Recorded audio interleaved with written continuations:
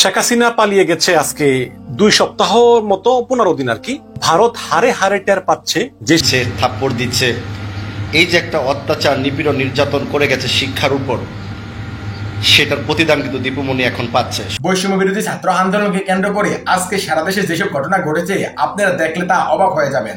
এখন আপনাদেরকে প্রমাণ সহকারে ভিডিও ফুটেজগুলো দেখাবো, তাই বলছি অবশ্যই পুরো ভিডিওটি না টেনে মনোযোগ সহকারে দেখবেন, তাহলেই সবকিছু বুঝতে পারবেন ইনশাআল্লাহ। তো ভিডিওতে চলে যাব তার আগে আপনাদের কাছে আমার ছোট্ট একটি অনুরোধ, আপনি যদি আমার চ্যানেলে নতুন দর্শক হয়ে থাকেন তাহলে অবশ্যই চ্যানেলটি সাবস্ক্রাইব করে পাশে থাকা বেল আইকনটি বাজিয়ে দিতে ভুলবেন না। আর যারা অলরেডি আমার চ্যানেলটি সাবস্ক্রাইব করেছেন তাদেরকে জানাই অসংখ্য ধন্যবাদ। তো দর্শক শ্রোতা, চলুন ভিডিওটি শুরু করা যাক। এখন আপনাদেরকে পর্যায়ক্রমে দুটি ভিডিও ফুটেজ দেখাবো। চলুন প্রথমে আমরা একটি ভিডিও ফুটেজ দেখে আসি। শেখ হাসিনা পালিয়ে গেছে আজকে 2 সপ্তাহর মতো 15 দিন আর কি। 2 সপ্তাহ চেয়ে একদিন বেশি। তো এই 2 সপ্তাহের ভিতরেই কিন্তু ভারত হারে হারে টের পাচ্ছে যে স্বাধীন বাংলাদেশ কি জিনিস। আশা করছি আপনারা পুরো ভিডিও ফুটেজটি মনোযোগ সহকারে দেখেছেন এবং সেখানে কি বলা হয়েছে তাও বুঝতে পেরেছেন। এই বিষয়ে নিয়ে যদি আপনাদের কোনো মতামত থাকে তাহলে অবশ্যই তা কমেন্ট করে জানাতে পারেন। এখন চলুন আমরা আরো একটি ভিডিও ফুটেজ দেখে আসি।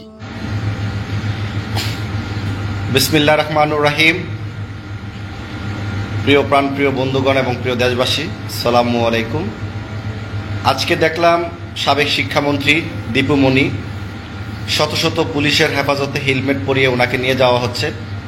তারই মধ্যে গণদুলাই মানুষের উপর, তার উপর মানুষ ঘুষি দিচ্ছে, থাপ্পড় দিচ্ছে। এই যে একটা অত্যাচার নিপীড়ন নির্যাতন করে গেছে শিক্ষার উপর, সেটার প্রতিদান কিন্তু দীপুমণি এখন পাচ্ছে। শুধু উনি নয়, সাবেক আওয়ামী লীগের সরকার গঠনের সময় প্রত্যেকটা ব্যক্তি তার নিজ নিজ জায়গা থেকে যে অপমান লাঞ্ছিত হচ্ছে, তার চেয়ে মরে যাওয়া অত্যন্ত উত্তম এবং সম্মানের ছিল। আজকে একটা কথাই আছে না, একটি দেশকে ধ্বংস করতে গেলে তার শিক্ষা ব্যবস্থাকে আগে ধ্বংস করো। এই দীপুমণি বাংলাদেশের নাগরিক হয়ে, একটি বাংলাদেশের সন্তান হয়ে কিভাবে পারলো বাংলাদেশের শিক্ষার মানটা ধ্বংস করে দিতে। এমন কোনো কাজ করে না যে শিক্ষাকে ধ্বংস করার জন্য যতটুকু ওনার সাধ্য ছিল উনি করেছেন, আর ওনার আগের শিক্ষামন্ত্রীও করেছিলেন। তো বাংলাদেশটাকে একদম নৈরাজ্য মুখ্য একটা মূর্খ দেশ বানাতে চেয়েছিলেন, যাতে করে ভারতের নাগরিকদেরকে সুন্দরভাবে চাকরি দেওয়া যায়, যাতে বিশ্বের কাছে বলতে পারে ভারত বাংলাদেশকে উপকার করছে, বাংলাদেশে মেধাবী শূন্য, বাংলাদেশে কোনো মেধাবী লোক নাই, তাই ভারতের মানুষ চাকরি করে আমাদের দেশকে এগিয়ে নিয়ে যাচ্ছে। এই ধরনের তাদের প্ল্যানিং ছিল।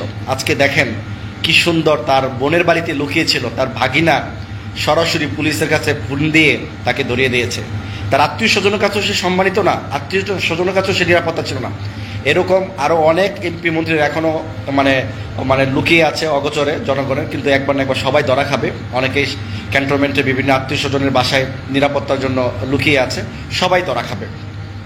এমন কোনো কাজ আমরা করব না যে কাজের জন্য আমি নিজে লজ্জিত হব, আমার পরিবার লজ্জিত হবে, আমার বংশধর লজ্জিত হবে, সারা বাংলাদেশের মানুষের কাছে আমাকে লজ্জিত হতে হবে।